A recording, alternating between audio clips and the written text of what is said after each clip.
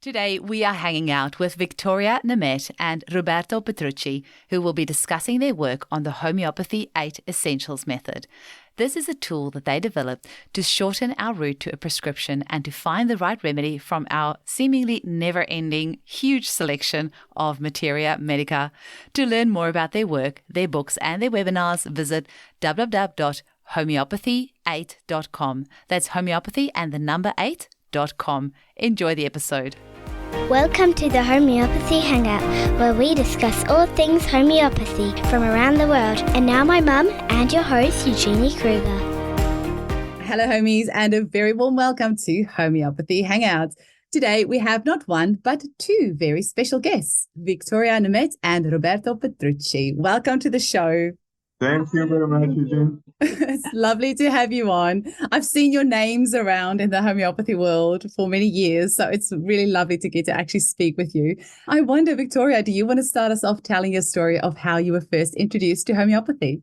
Yes, of course. Thank you. It's a funny story because I was always dreaming that I will be a medical doctor and especially a pediatrician because I'm crazy for kids in general. And when my son was born, and after 2 years, more or less, or maybe after the second child, he became very sick, tonsillitis after tonsillitis, and nothing helped. We went through on a lot of medication without any success. And then my cousin told me that why you are not visiting the homeopath? And I said, but who is a homeopath? Don't tell me all these things. I have to visit a normal doctor.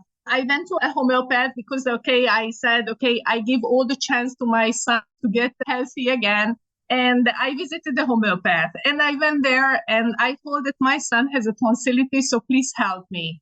And she started to ask about the pregnancy, asked about the delivery, asked about how hairy the back of the child was and all these stupid questions. And I said, listen, focus on the tonsillitis because I'm not seeing a connection. The hairy skin and the tonsillitis. But after all, so we went on and my son cured miraculously. And I said, so this is what I want to learn. And I went there and I made her completely crazy. And she sent me from schools to schools. And after more or less 10 years of studying home, finally I reached myself that now I understand homeopathy. You are lucky that you understood homeopathy. I'm still not. Me too. I was thinking that too. Roberto, how did you find homeopathy? I was a student in medicine and I was practicing in the neurological department. And you know that when you are studying something, immediately you get all the diseases of that. I started to become very anxious and I took some allopathic drugs and so on. And I was also suffering from a headache. And I was quite desperate. And at a certain moment, a friend of mine told me, why don't you go to an homeopath? And I said, what is an homeopath? And he said, yeah, homeopath is a strange doctor. Yes, he's a strange doctor. And he told me, but come with me. I will book an appointment for you. And we went to this. I can tell you that it was not really a doctor. It was more a butcher because his shirt was terrible dirty. And so he started to ask me, for me, very stupid questions like, do you like ice cream? Or are you afraid of thunderstorms, this and that? And at the end, after all these stupid questions, he just gave me some candies. So I went out to my friend and I said, but it's impossible. You and your friends with all these stupid questions and then you want to cure my headache and my anxiety with candies. And he said, but you can try. Why do you don't try? And so on. And I took these candies and the day after my life changed. And so I was really very curious. I went back to this butcher. The doctor told him, please give me something to read because I would like to read something about these candies. And he told me, go to the bookshop and buy the Philosophy of Kant. And so I went back home in the evening and I said, I will try to read a bit. And the day after, in the morning, the book was finished. So I was really amazed and caught by this book. And so then I started to study. And so I started to study homeopathy before my degree in medicine. And now, since almost 40 years, I'm just doing homeopathy. Amazing. Now, I'm sure both of you will agree with me, homeopathy is like so hard. It's so easy in essence, right? But actually it's so complicated, and with 8,000 different remedies and a bajillion different prescribing methods and new remedies being constantly added, it can be you can really lose your mind trying to be a homeopath. Now, whenever somebody tells me that they have discovered an approach to make homeopathy easier, my ears perk up and I become really happy and excited. Now, tell us a little bit about your system that you use to simplify homeopathy and make our lives a little bit easier. First of all, we have to tell that there is something that for us is really very important. There's some key words in homeopathy. And first of all, we are trying always to prescribe remedy with a deep understanding, a deep meaning, try to reach the constitutional remedy of the patient. And so for us, the two key words are hierarchy and totality. So this is something that is always very important in our consultation. And so, according to my experience, I started to study, and for many years, I was, let's say, the pupil of Alphonse Goekens, that was George Vitulka's student. Then he became a very famous international teacher. And I studied a lot the repertory. I think that he taught me the repertory in a very good way, working on the level of remedies and materia medica with the classical materia medica, so especially Böricke, Clark, Ehring, and so on.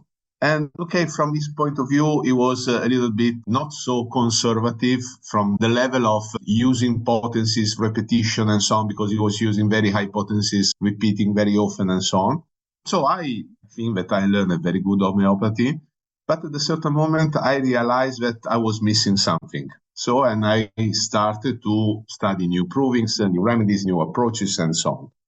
And little by little, I was trying to find, let's say, a shortcut, but not because I really like shortcuts, but as you told, we have 8,000 remedies. And if we want to have all the remedies in our mind, this is absolutely impossible. So you have to find something that can help you. And so I started to study about groups and teams and so on, because at the end, I think that if we can see not the specific remedy, but we can see the group, it could be much easier.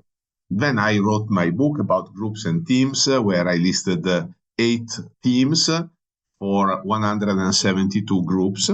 And then we started to work together. She wrote a book about fish, and she wrote about subgroups and so on. So we try to place together millions of neurons with my 2 neurons.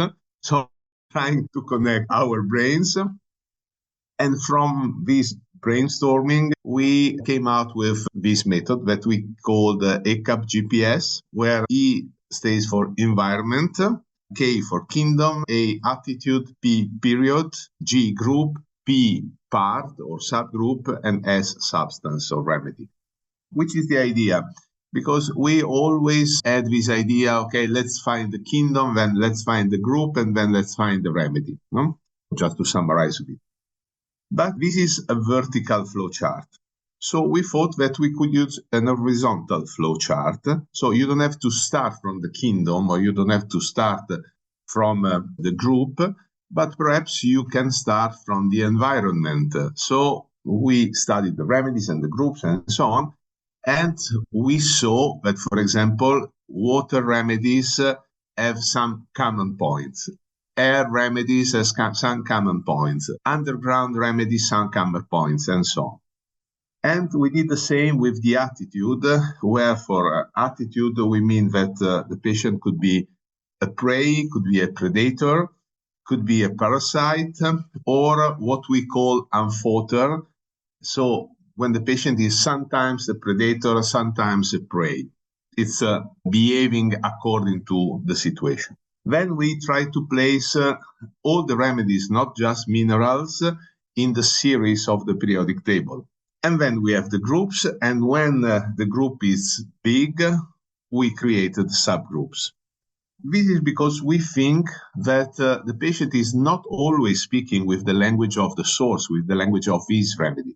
Sometimes he's using a a language that is much more general, much more specific. So sometimes he's speaking the animal language, sometimes he's speaking about the water language, sometimes about being a predator, being a prey, and then sometimes he's speaking about the group, according with the group, and just in some moment of the consultation, he's speaking the specific language of the remedy. In this way, we are trying to understand when the patient is using a certain language and when he's using another language. In this way, we think that it can be easier to think to some groups and think to remedies that perhaps sometimes you don't know, you are not remembering, because sometimes there's more remedies, sometimes you really don't know because, 8,000 remedies. But this idea of placing 8 essentials, and of course this is a work in progress, this idea of 8 essentials is because if, for example, you are listening from the patient and you are thinking, so now I will list some essentials for a group. For example, solitude and isolation in a protected world. Detachment, and these remedies we think are very good for autism, dementia, Alzheimer, and so on. So my body is a protection, but is a prison as well. Then the world is full of danger, and I'm very irritable about these dangers. Then I don't bother your opinion because I'm perfect as I am. And I don't want responsibility. And from the physical point of view, there's many hormonal problems, infertility, and a lot of problems related to female disorders.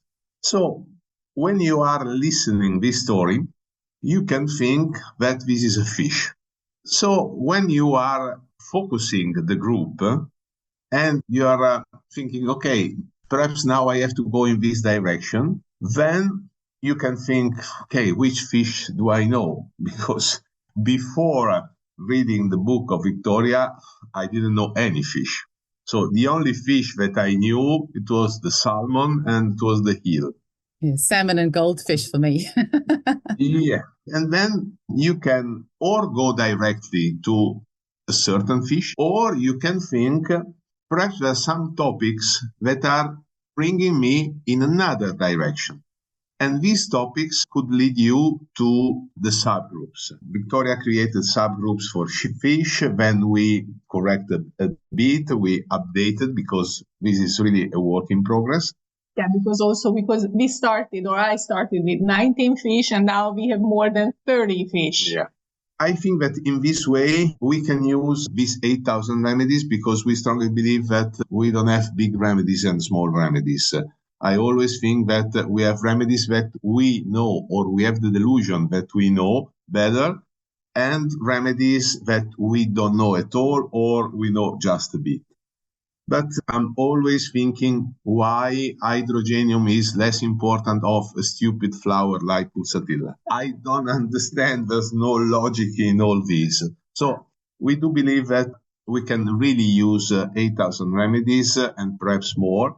And when someone is asking, okay, but do we really need all these new remedies? I'm telling, do you want to ask to our patient that took this small remedy or the other small remedies and her life changed? So also, if we use that remedy in one patient, I think that we need. But related to the subgroups, perhaps Vicky can speak better about the fish subgroups and give some example about it. I just want to say we've got 8 billion people on the planet. So I think 8,000 remedies is pretty good. We're all so different. Yeah. So yeah. Absolutely. Can use that justification. Yes. When I created the idea of subgroup, it was really for me, it's an important, because if I'm not seeing a coherence, if I'm seeing a mess in a group, I said, okay, but something is missing, something that I'm not catching. And if I'm not catching something, it means that, okay, subgroups is needed in my mind. So when I started to do order in the whole mess of the ocean with fish, I started to understand that what is really common in some remedies and what is just common because they are fish or they are living in the ocean in the water environment. And then I went on this idea to understand the differences and the similarities in between fish remedies. I understood that really it's a necessity to have subgroups. And then I understood that really these beautiful creatures have quite different attitude, quite different materia medica, also if it's a subgroup than the others. And then I created in my first book 6 subgroups, because at that time I was thinking of predatory fish and prey fish. Now we understood, as we put together our knowledge, that this attitude is an attitude. So it's not a subgroup that I was thinking about. But in the first book, so in Fish in Homeopathy, I listed in the predatory group the on the move, the migratory, and the bottom dwelling fish. That, for example, on the move, we have a beautiful remedy from the tiger shark, or the tuna. Robbie mentioned the salmon. That's a beautiful migratory fish. Or in the bottom dwelling fish, we have this beautiful ancient fish, the Atipenser, the sturgeon. And then on the other side, when I did not see so predatory attitude, I saw, okay, but it's a prey attitude. And also there are beautiful subgroups I could create, starting with you mentioned the goldfish and also the clownfish and the tropical fish subgroups.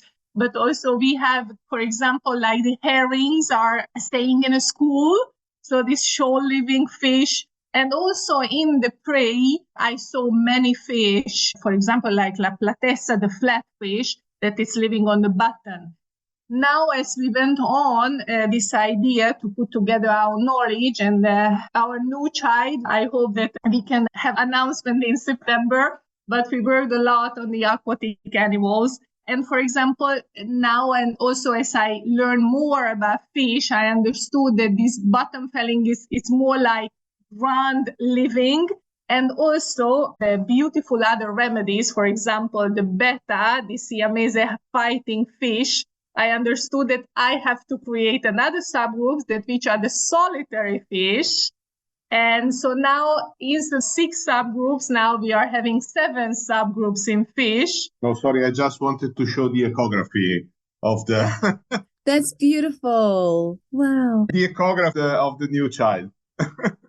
And for those that are listening on the podcast, you can see that on YouTube as well. So related to the subgroups, it's really needed because it's a kind of guidance that you can have an idea that which way you have to go on if you find yourself in the junction, if you arrive to the idea that you have to choose a fish remedy. But in between the more than 30 remedies, which fish can fit into your case perfectly. So this subgroup, it's a guidance. And in many groups, we created these subgroups as a guidance, as a shortcut to find the right remedy to the patient. That's really cool. So what Roberto was saying before with solitude and detachment and body as protection and that, so that's like the 8 things of the fish. Is that what you're saying? Correct. Okay. And then so you have that for all of the different categories. There's 8 things that you can, so that's an easy way for you to remember or to figure out which class you would go into. And you've done that for minerals and plants and animals. So that's correct. We created, so we have all the 8 essentials, especially so the environment level. We have all the 8 essentials, the kingdom. We have all the 8 essentials of the attitude, the groups, the subgroups. Because to memorize and also to read hundreds pages of materia medica, okay, I became very bored. And at the end, I found myself, okay, I'm not understanding anything and I don't know anything. And to use the 8 essentials, we found it very easy because it's really point out the meaning that what is really important. And also through these 8 essentials, we understood because in every remedy, there is an evolution. Sometimes you are seeing a fish very cheerful, but on the other side, sometimes you are seeing, for example, a fish very depressed. But it does not mean that it's not a fish as a cheerful or a depressed. It's the same fish, it's the same remedy. It's just an evolution that you are seeing in the pathology. And this evolution we put into the 8 essentials to let the readers, to let the homeopathies understand that really you have to see that this is the same remedy and not different. as you are thinking, or we are always telling, very often we are mentioning, for example, the lycopodium evolution, that we have no three different lycopodiums. We have just one lycopodium with three different periods of the evolution. Yes. Yeah. So these are not keywords. These are really essentials, phrases that describing the group, the remedy, the subgroups in a deep level. Yeah, and we also wanted to create 8 essentials for every group or every remedy, because we want to give the same importance to everyone. So not 1,000 essentials for nut mur and just 3 for barium phos. So the same importance, the same value for every remedy. I like that. And so you said you've got 8 essentials for water remedies and air remedies and underground and all that as well, which is really great. So if you're seeing like 8 kind of like themes, and you're like, oh, that means I might have to look at an air or water remedy. And I think you actually mentioned that in one of your webinars, Viktória, that there were all these elements. You said something about a water lily and there was this and that. And then you realized you need to look at water remedies. There was a few different examples that you gave, and I was like, oh, that's quite interesting. So that's really good. And why the number 8? I love the number 8, but is there a particular reason? Because 7 is not enough and 9 is too much. Actually, I really love Hilary Dorian's lectures. And at the end of each of her lectures, she always has a breakdown of 8 different things. And I've got her slideshows, like her notes, her slides from all of her lectures. And I always find myself going straight to that page where she's got just like a breakdown of maybe 8 or 10 things. And I find that can stick in my head. And if I've got those main ideas stuck in there, then it's easy to go from there, or just help you to grasp the main idea. But can you tell us like a little bit of the process that's involved in putting something like this together? It must be massive. And that's why I love when homeopaths are together, the Joshis as well. I just think it's like synergy. 1 + 1 is 5 when you've got these 2 brains that come together. I know you say you only have 2 brain cells, Roberto, but I don't believe that. No, sometimes it's just 1. What was that process like for you, coming up with these themes? It must be quite involved. Usually I'm solving the easy cases and she's solving the difficult cases. No, I think that is a kind of charity, a kind of integration. And as everyone, I know some groups and some remedies better than her because I had some more experiences. She had more experiences on some other groups or remedies or about some pathologies. For example, she has a lot of patients with ADHD because, our consultations I'm doing the consultation in Italian with my Italian patients. She's doing consultation with Hungarian patients, and together we are doing consultation all over the world in English. And of course, we have different experiences. For example, I studied since many years also because Jonathan Shore was a very good friend. I studied birds a lot. And so I think that I know birds better than her, but for sure she knows fish better than me. So we are trying to, and in fact, some years ago we did a seminar, Fish and Birds. But what is good and what is nice is that during the consultation, because I'm Italian, so I need coffee, we are doing coffee breaks. And in the coffee break, we can do this small brainstorming. Okay, what do you think? Which is your idea? And do you have an idea of a group? Usually she's asking questions. I'm doing repertorization. And then we are, of course, asking questions together and so on. And with this idea of repertorization, because we think that repertory is very important. Also, if many times we are prescribing remedies that have 0 symptoms in the repertory. So it depends. And I'm always telling, choose the rubric where is the remedy that you want to prescribe. So in this way, it will be easier also with the repertorization to see the remedy that you want to prescribe. But anyhow, we are trying to have a kind of confrontation and trying to understand. And sometimes I also can have some good ideas. Have you got a favorite repertory that you use? We are using everything. So all the libraries, all the books, all the materia medica that we can find, or the documents that we can find in our, because we are using synthesis adonis. Yeah, I was going to ask you because I use synthesis as well on Radar Opus. And I love that these days they have the families in there. So AVs will come up or Liliaceae will come up. So you can have these families that come up, which makes it much easier, or Lepidoptera, like where previously you might not have known what to do. You can go, okay, that family. Okay, so maybe I need to go look in that family, and then you work your way through from there. Yeah. Our idea would be, when you are having this kind of idea, okay, it would be this family. I see the remedies in this family. Okay, let me see. 8 essential of the first one, 8 essential of the second one, and so on. And so very easily you can have an idea if the remedy could fit or not. Of course, the 8 essentials are sometimes not enough, and you have to study the other symptoms, the materia medica. But at least you can have an idea if you are going in the right direction or not. Yeah, I like that. And how do people get hold of, have you got a book written about the 8 Essential, or is it all an online course, or is it like an online reference? Like, where can we go? So say I've gone into my Radar Opus and there's 3 or 4 different families that have come up, and then I go, okay, I need to learn what is the 8 Essentials of each of these. So where would I go from there?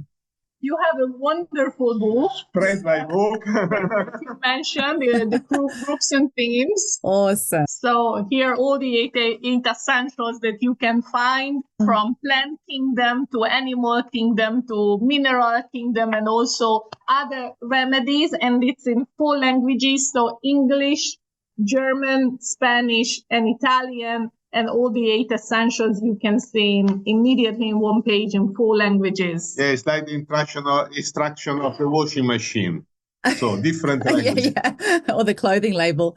So is that in an electronic version anywhere, or can you buy it as a module on Radar Opus or something like that? Because that would be quite easy if it's, okay, am I asking too much now?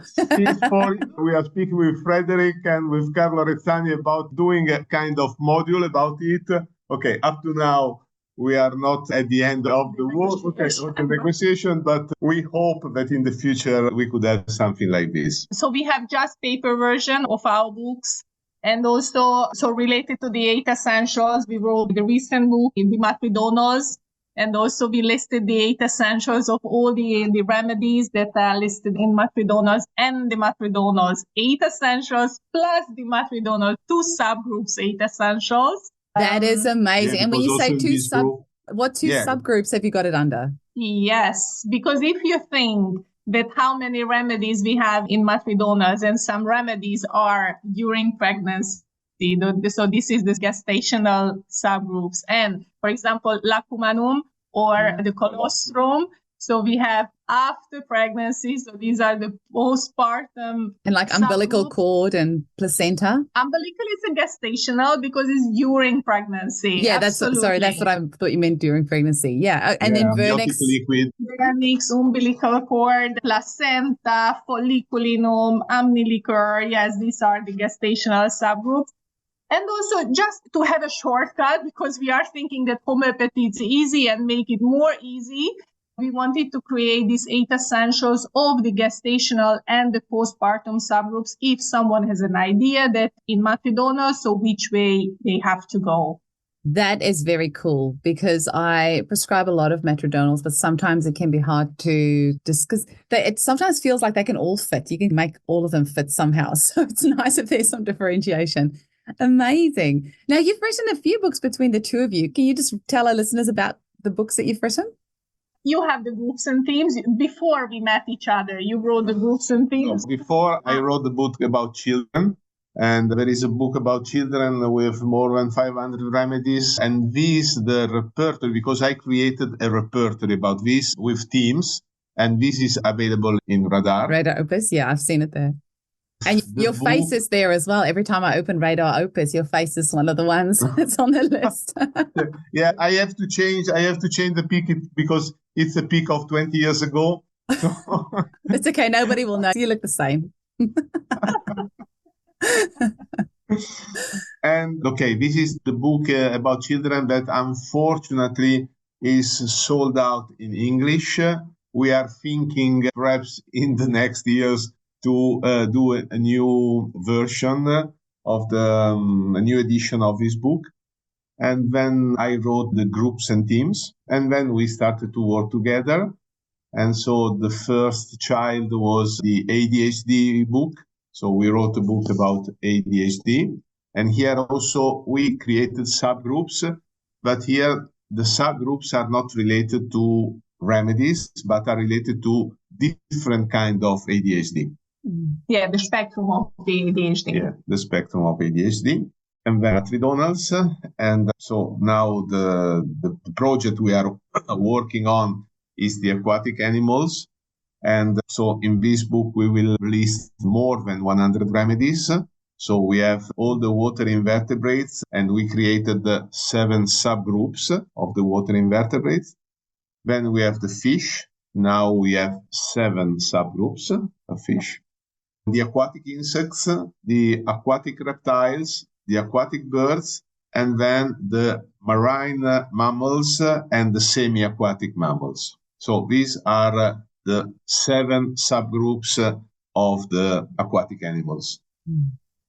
So we hope that in September it will be ready. So for every remedy, everyone can read about the 8 essentials of the subgroup, the 8 essentials of the group. And this GPS, you will have for every remedy, you will have 7 numbers that are indicating which is the environment, which is the kingdom, which is the attitude, which is the period of the periodic table, which is the group, the subgroup, and the number of the remedy.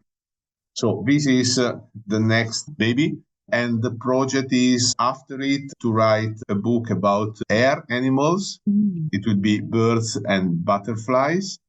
And then we will have ground animals and underground animals. So this is the project about the animals. But before the flying and the running animals, we have another project because we are full of projects. And since we are together, we are really like a baby boomers in the generation. Homeopathic boomers. Yes, like a boom. No, because as we are teaching and how we are seeing really the issues of different homeopaths, medical doctors, we understood that some of the medical homeopaths are still thinking in an acute level, in a clinical level. And we wanted to give them an idea that how to use the homeopathic remedies if they are thinking in a clinical level, but also a little bit involve a classical understanding in a clinical approach. And we thought about 40 real acute pathologies. And in every pathologies, we listed 8 more often used remedies. And all these 8 more often used remedies, we gave the 8 essentials of the acute pathologies. So the remedies in the acute pathologies. So, for example, if you have fever, you will have the 8 essentials of belladonna in the fever. The 8 essentials of aconite in the fever, and so on.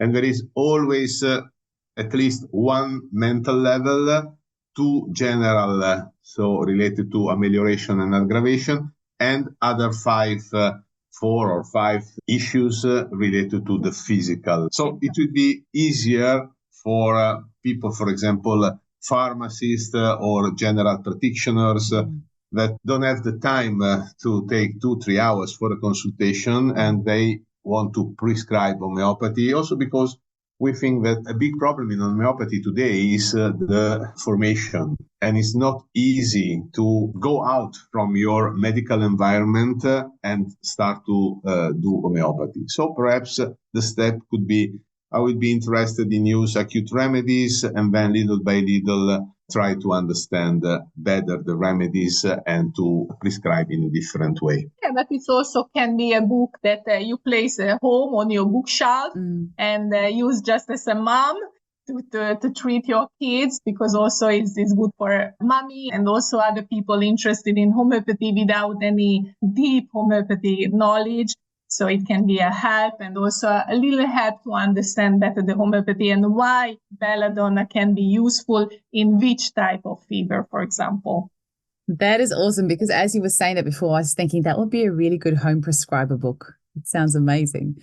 And you also give lectures as well. So can people purchase your lectures online, or your webinars that you have? Like, how can people listen to your lectures? Yes, we are doing webinars online. We are teaching online, and we started 2 years ago now, no? 3 years ago. 3 years ago. So now we are finishing the 4th series, and we are entering from September for the 5th series. And it's 4 hours webinars that we are picking up one topic, so one group. For example, tomorrow it will be the Apiaceae, that we will speak about this wonderful plant group. And so we will give an idea that how you have to understand the 8 essentials. So we are explaining the 8 essentials step by step, essentials by essentials, that what you have to see beyond the essentials. And so what is the meaning, the explanation of the essentials. Then we are giving 2 cases, our cases from our practice, to show that how you have to understand the remedy. And we are usually working together with the students. So it's a kind of interactive webinar. Let's take the repertory. Let's take some rubrics. What do you think? So it's a very familiar atmosphere that we are creating, I think. And then we are giving 4 remedies from the group, and with the 8 essentials of these 4 remedies.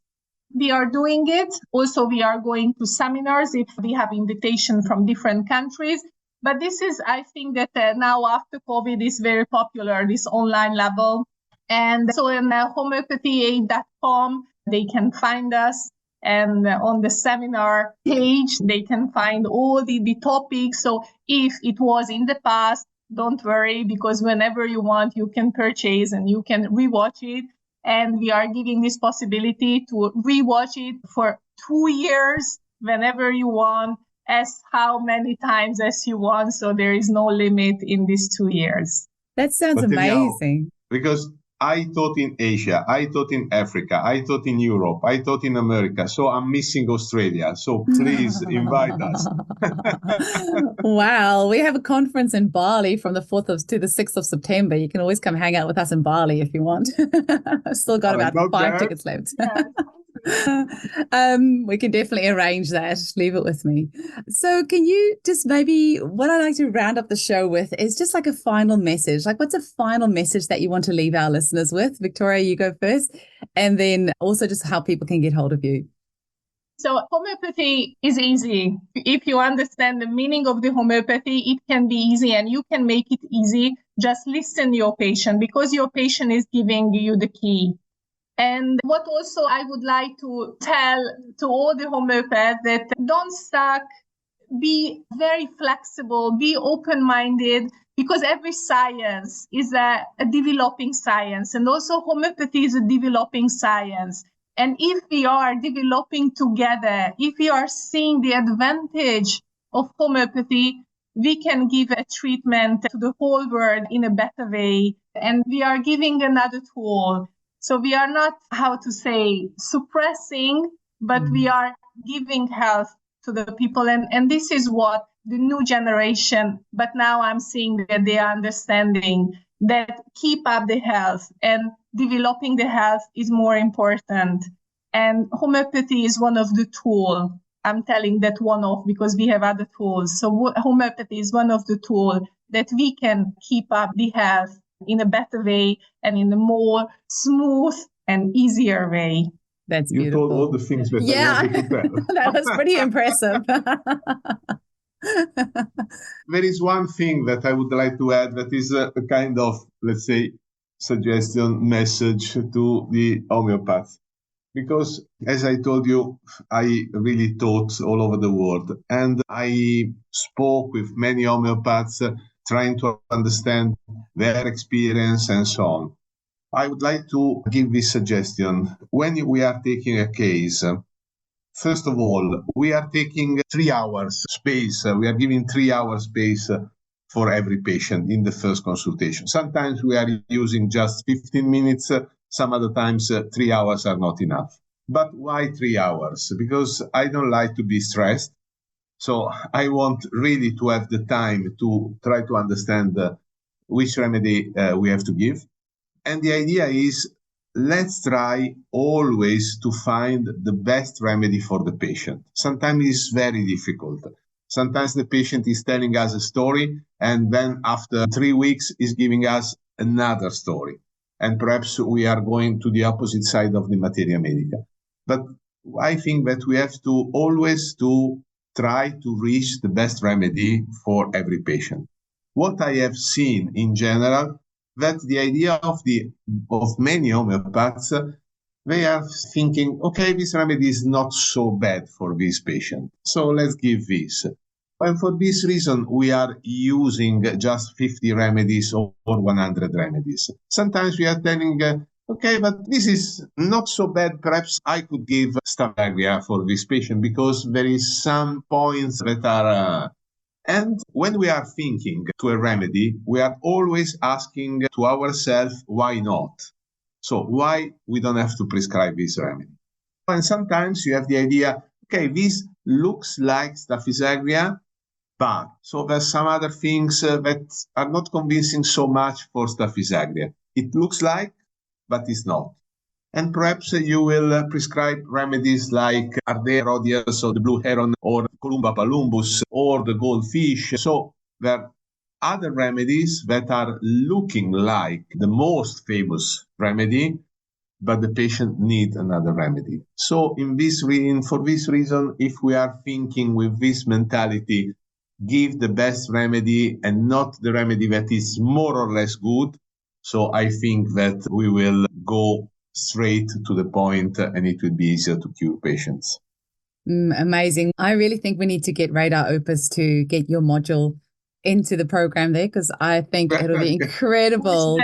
Yeah, absolutely. It would be really, it would make a really huge difference. So I think we need to go give Frederick a little bit of an elbow in the ribs and say, come on. Actually, I've had Marco Spezia on the show as well, and obviously Luke Norland. So I think I'll have to go send a bulk email out to the three of them and say, come on, guys. Great. And for our listeners, homeopathy8.com. So homeopathy and then the number 8.com. And you can find lots of information on there. Thank you so much, Viktoria and Roberto. It was lovely to have you on the show today. Have an amazing day. Thank you very much. And have a nice day to all of you. Your podcast, and big hugs and kisses to all the homeopathy all around the world. See you later. Bye.